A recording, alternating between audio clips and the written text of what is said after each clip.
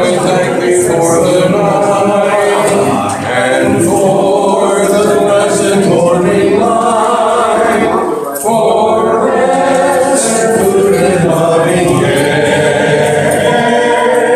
and all that makes the day square. Help us to do the things we should, to be to others kind and good, in all we do in word or play, to grow more loving every day. Therein beyond the azure blue, a God concealed from human sight, He did the skies with heavenly hue, and framed the world with His great might. There is a God, He is alive, in Him we live, and we survive. From God's our God, created man, He is our God, the great I am. There was a long, long time ago a God whose voice the prophets heard. He is the God that we should know, who speaks from His inspired word. There is a God, He is alive, in Him we live, and we survive. From the start God created man, He is our God, the great I am. Secure is life from mortal mind. God holds the germ within His hand.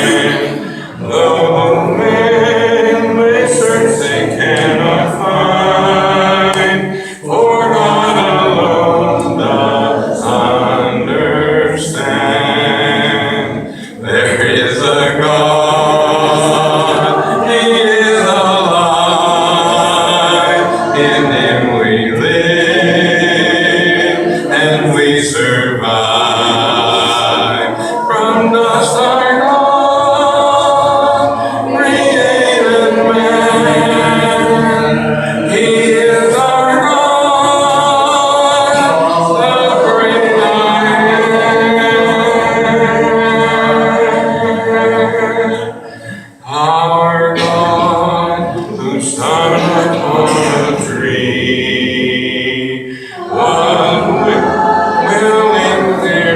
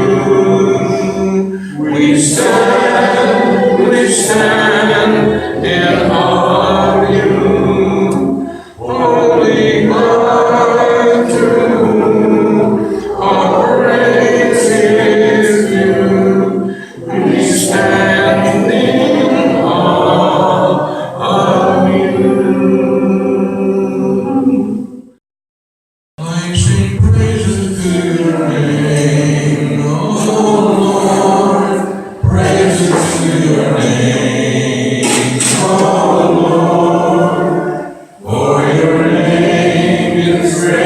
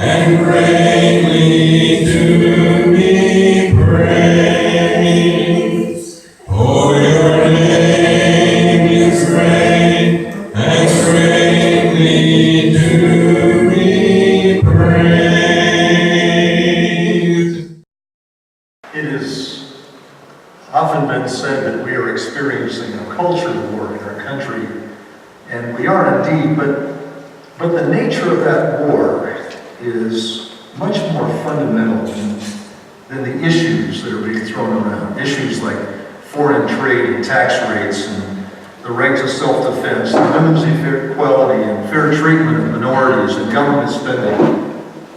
It goes to something far deeper, far more fundamental. And the great divide in our country is not so much between Republicans and Democrats. It is a divide of fundamental understanding of what humans are. Sometimes it comes out in political things, but very often it's that unspoken thing. And so there are two questions that I want us to look at today. And the first one is, what is mankind? Who are humans? What does it mean to be a human? And who is God? To understand who we are, we must be drawn to who He is, first of all. And that's exactly what we find in Psalm 8. And so let's read through this together.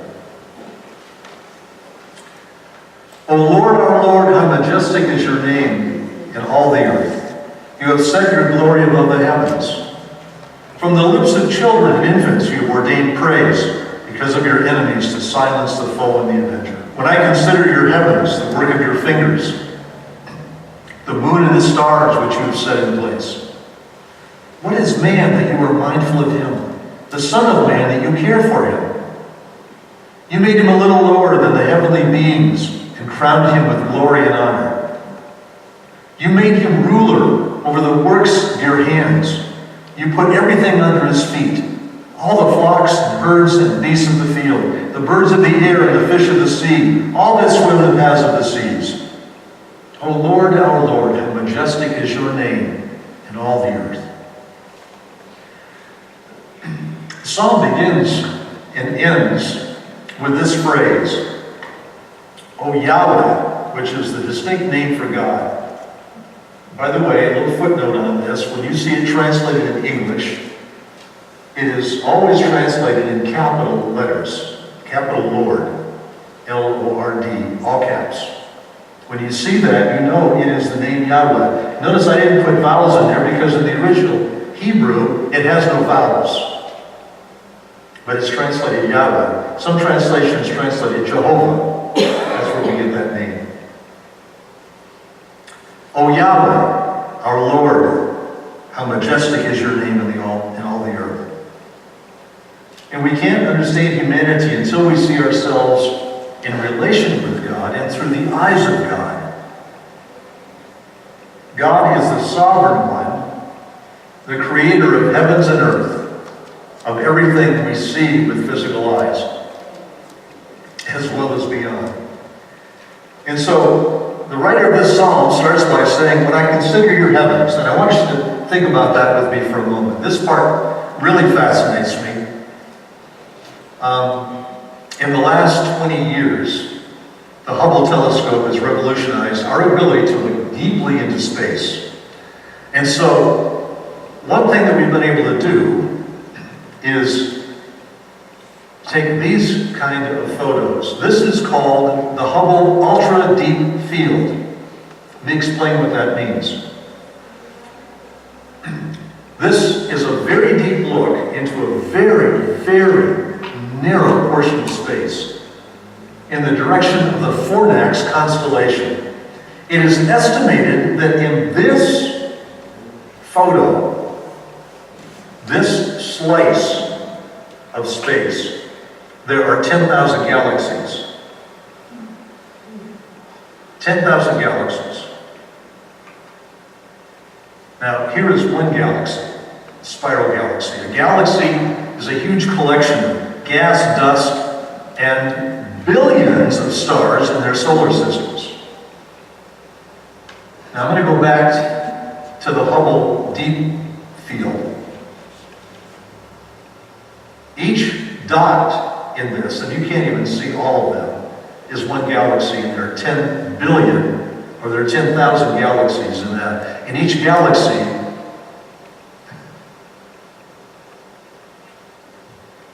has billions of stars. So we're talking about numbers that we can't even comprehend. And this is just one little slice of space. So you can imagine why the psalmist is saying, when I consider your heavens. It's most likely David writing this, and he had some of those nights out in the fields tending sheep. You know, the ones, have you ever experienced that? Been someplace where you were far away from the city, and there was no city lights to wash the sky and cancel any of the stars. It's amazing. Maybe you've been out in the desert or in some wilderness area, and suddenly the sky pops out. I think I told you about this before. The first time we experienced this was in Honduras, and we're staying at this compound, and the lights went out. Of course, that was characteristic because the power was, you never knew when it was going to be on. And so it was probably about 10 o'clock at night, and the lights suddenly went off.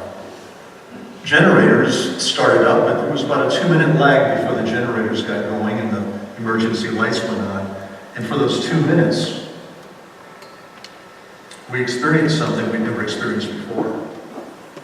For one thing, you could see the Milky Way, and we'll look at that in just a moment.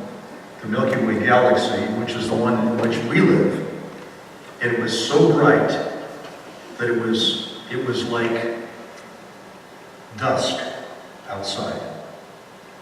It went from being dark out to brighter out because the Milky Way galaxy was lighting up, and we could see each other even with no lights. But the strange phenomenon was we could not see the constellations. We'd been out in the courtyard looking at constellations, and we had an amateur astronomist with us, and he was pointing out southern hemisphere constellations that we can't see up here. And suddenly we couldn't see them anymore. They were washed out by the Milky Way galaxy. The other time we experienced that was out in Utah, out in the wilderness camping, a couple of 100 miles from any city. And when it got really dark, it became magical. And suddenly we saw shooting stars, and we were just, it took our breath away. And I can imagine David experiencing this and thinking, my God made that.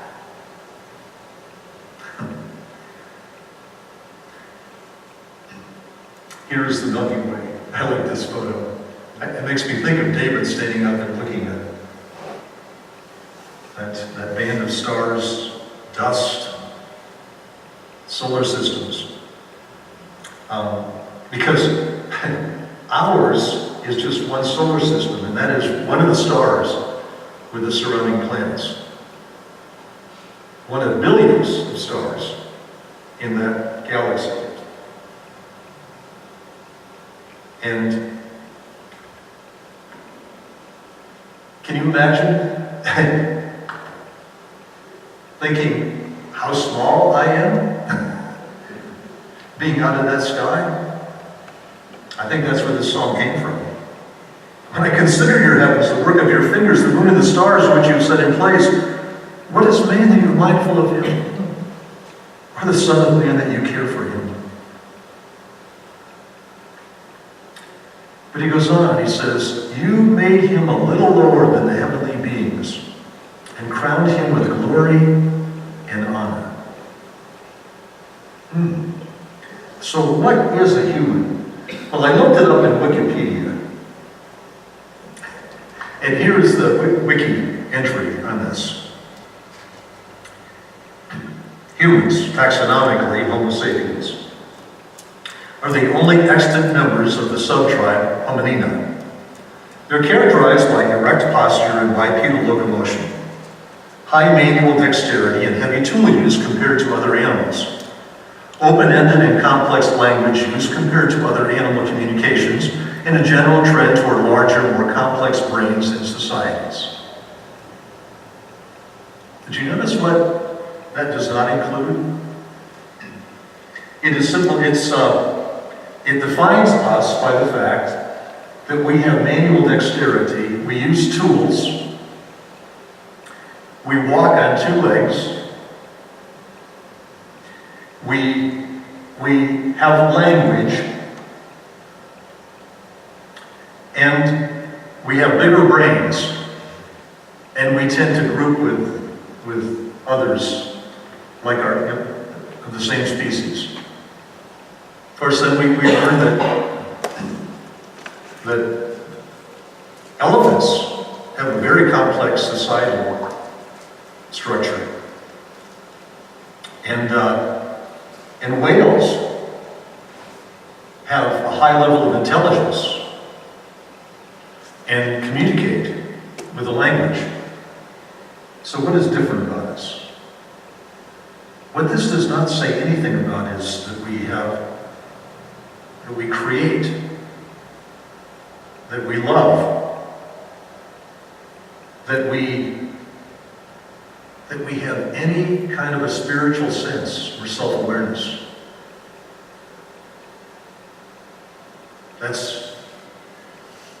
That doesn't tell who humans are. Humans are defined by charts like this. You remember this one, don't you? It's become famous. Of course, it's also a chart that is both incomplete and overcomplete. That most of those figures are based on maybe a skull or a tooth. So there's a lot of extrapolation in this.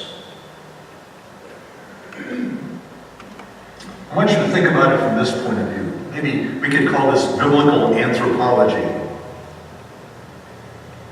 That God made men and women to be the crown of things on earth. In fact, human in the Bible is translated from the word Ben Adam, son of Adam.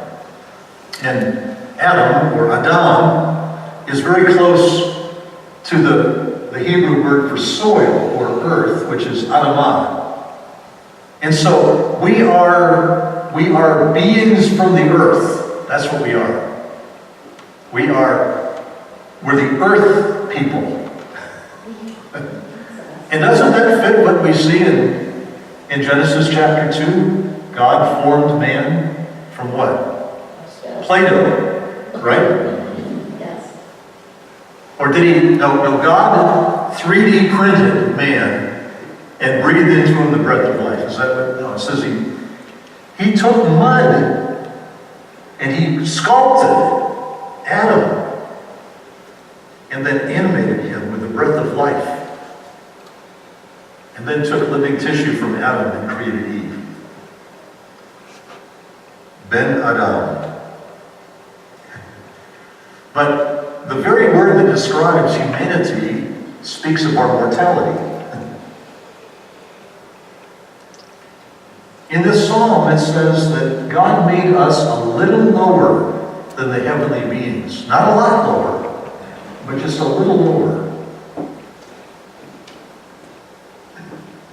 And yet he has a special interest in us, and it comes from what I partly quoted to you. Let's look at the larger context of Genesis chapter 1. On the seventh day of creation, it summarizes what God has done. It says, so God created man in his own image. In the image of God he created him. Male and female he created them. God blessed them and said to them, be fruitful and increase in number, fill the earth and subdue it. Rule over the fish of the sea and the birds of the air and over every living creature that moves on the ground. We are his special creation. And he put us in charge of the rest of his creation. To rule over every living creature. This position does not exalt us, but it exalts God. And it puts us in a position of being stewards of what he has made. Never should we say, it's mine. I own it. We should always say, it belongs to God. He has loaned it to me. He has entrusted it to me. And so whether it's the 50 cows that you have, that you milk every morning and every night, whether it's the barn full of hogs that you're raising for slaughter to sell for meat, whether it's that dog that sits at your feet and is totally devoted to you. Or that cat that ruins your life and demands from you and says, I own you. If you've listened to our phone message, you know. Hello, this is Tim and Brenda Krause. This is the home of Little Guy, or I guess the home of Tim and Brenda Krause and their owner, Little Guy.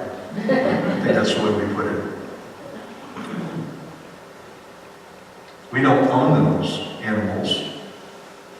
Or the land that we grow corn on, or miscanthus on, or soybeans on. We are stewards of it. And when we do it well, we are also blessed by it, right? And when we misuse it, we're the ones who suffer. If we dump garbage into our lake, then we foul the water that we drink and that we swim in, and we even have to smell it. We learned that lesson around here, didn't we? Most of you remember the days when we were dumping so many chemicals and so much phosphate in particular in a lake area that was growing algae, as if there was some kind of a manufacturing strategy to grow algae. And there'd be about August, when things started warming up, there'd be a slime of algae that would go about 20 feet out into the lake. And if you wanted to swim in it, you came out covered with green yuck. And now on the western end of the lake, they're still experiencing stuff like that, except it's a toxic kind of algae. And I know they're trying to do something about it. If we take care of what God has given us, then it benefits us. Because it never was ours. And by the way, it doesn't belong to the government either.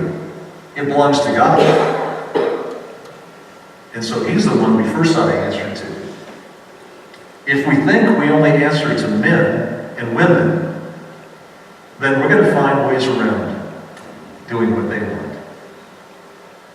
If we realize we answer to God, that makes us much more accountable. Knowing all of the above, David responds with this awareness of the smallness of mankind in relation to God. What is man that you are mindful of him? You see, our place in the universe is to be obedient to God. When we forget that, we start thinking that we are the smartest person in the room. And hasn't that been the characteristic of mankind? We think we are so smart. And we lose our humility. And then we hurt each other. We turn our backs on God. And we make life miserable for ourselves. We invent gods in our image. We put things ahead of God. Instead of submitting to God's moral law, we try to reshape it to our own convenience. And as a result, we abuse each other, we harm ourselves, we think of ourselves as sovereign over the earth instead of stewards. And what results is shifting and confusing moral law based on human perception at the time instead of eternal principles. Think about what's going on in the world. I mean, what is the big issue right now that gets the press and everything? The Me Too movement. As I've heard the story, starting with Harvey Weinstein, whose name is now a curse,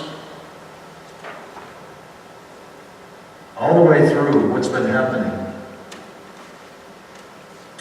You think about what we've done to bring ourselves to where we are. This rage over sexual harassment.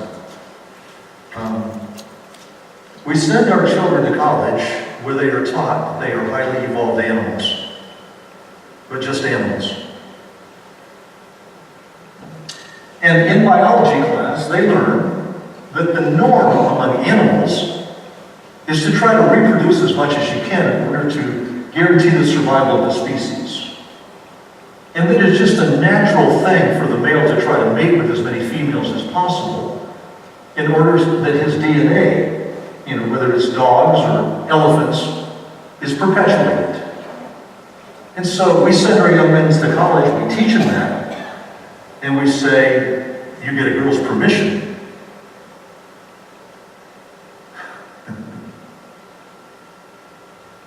Yeah. So we teach them that they have no moral accountability to God. Remember, you heard John Clayton, the guy who, John is now in his late 70s. When John went to college, he went as an atheist. He'd been brought up in an atheist household. And he said, I went as an enthusiastic evangelical atheist trying to convert others. And he said, my first week in class, one of my professors, he watched me for the class for the Bible, and he says, see this? He says, in this class, I'm going to show you that this is nothing but rubbish. And he throws it in the trash can. And John was so excited, he bought a special notebook just to take notes on what this guy was going to teach him. He said, man, I'm going to learn everything I need to know now to debunk the Bible and defeat Christians. At the end of the semester, he went to the guy and he said, I thought you were going to show me inconsistencies and contradictions and stuff. And he said, well, I guess there aren't any. I said, what?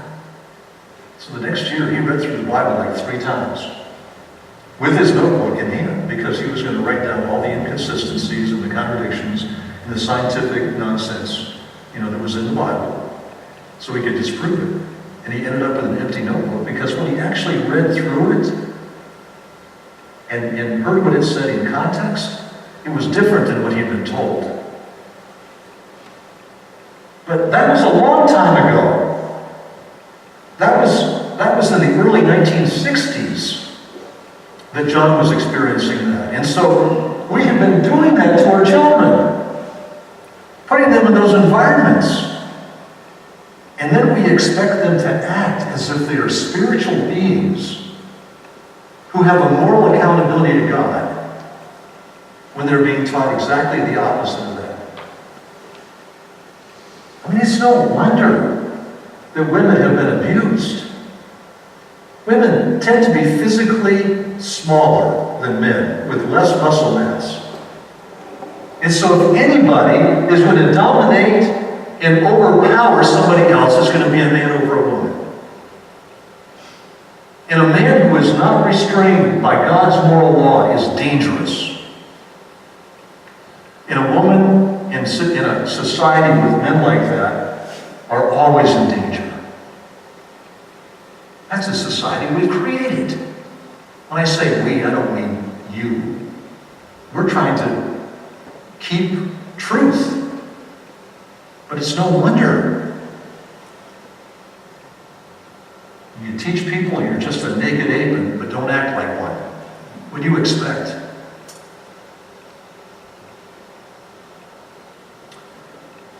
But if men and women are made in the image of God, and did you notice that? Back here? He doesn't say that God made man in his image. Number one, when he first says it, he's talking about mankind. God made mankind in his image. But notice, he makes sure that we don't misunderstand this. He created him, male and female, he created them.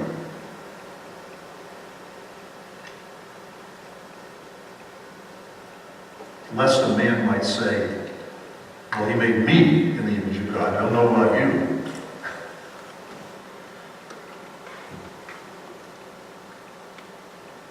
And so, since we are made by God, and we answer directly to Him, and the kinship we have with each other should cause us to respect each other and treat each other with dignity.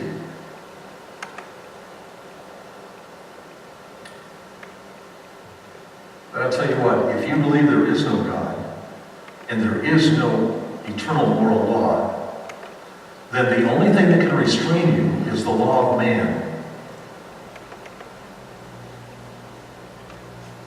And it just seems to me that if a society came to that place where it was just man's law that restrains, then probably what would happen is a profession called lawyers would probably grow up.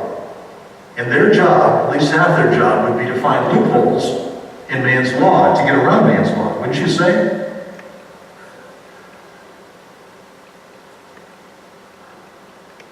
And then probably also a society would hire those lawyers to be legislators, who would be the ones who make the laws that would constrain us, or at least try to, right? Isn't that exactly where we are? That's why, if you believe that God made you and that you answer to Him, you don't need man's law. Because when you drive down the road, you're going to be saying, I don't want to hit a child. I'm going to drive at a safe speed.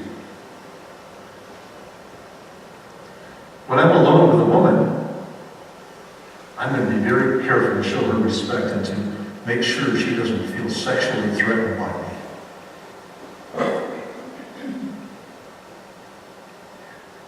When I make a purchase, I'm going to be very careful to make sure that I pay a fair price and that I don't shortchange the person I'm buying from.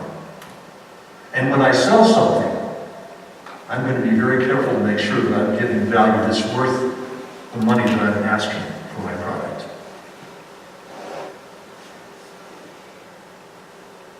If you are living the way God wants you to, you don't need the law. Which also means this: if you're living the way God wants you to, then you also respect man's law. And you are within the boundaries of man's law. And instead of fighting man's law, you're within the boundaries of man's law.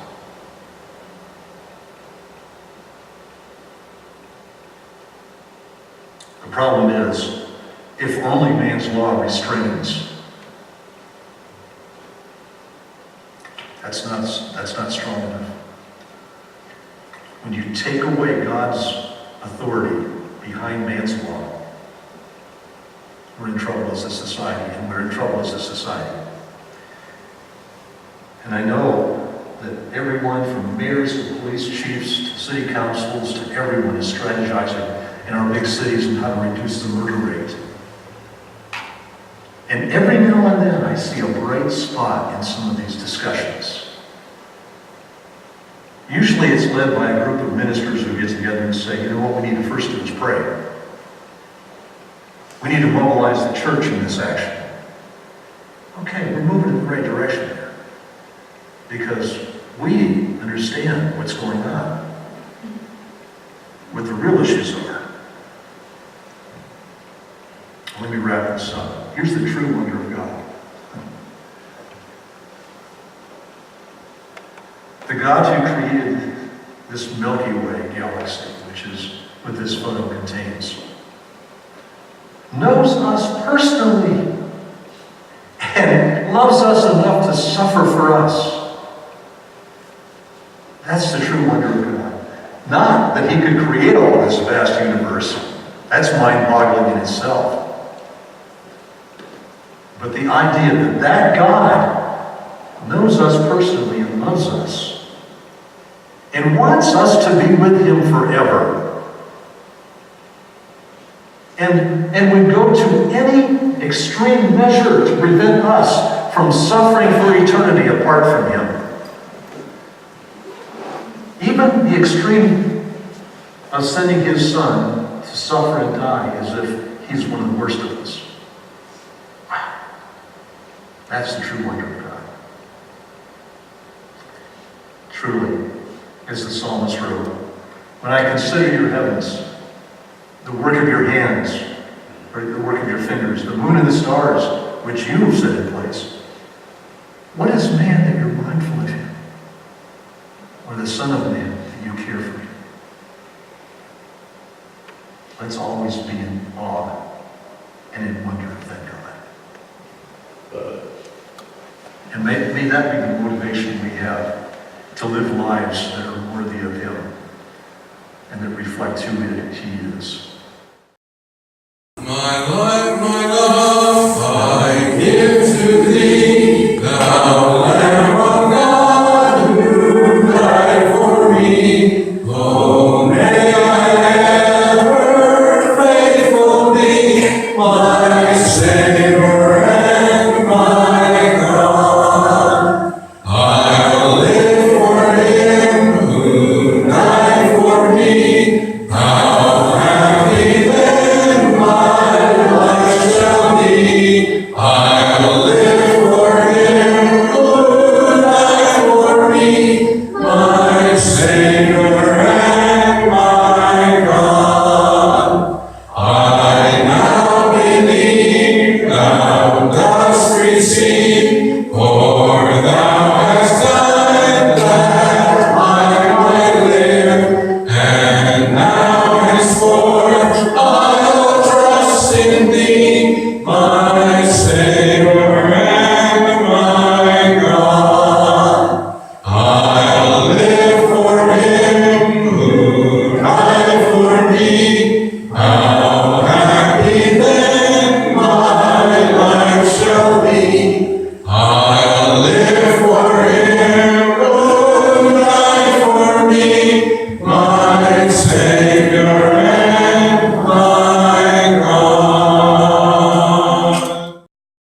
Oh, Thou who died on Calvary to save my soul and make me free, I'll consecrate my life to Thee, my Savior.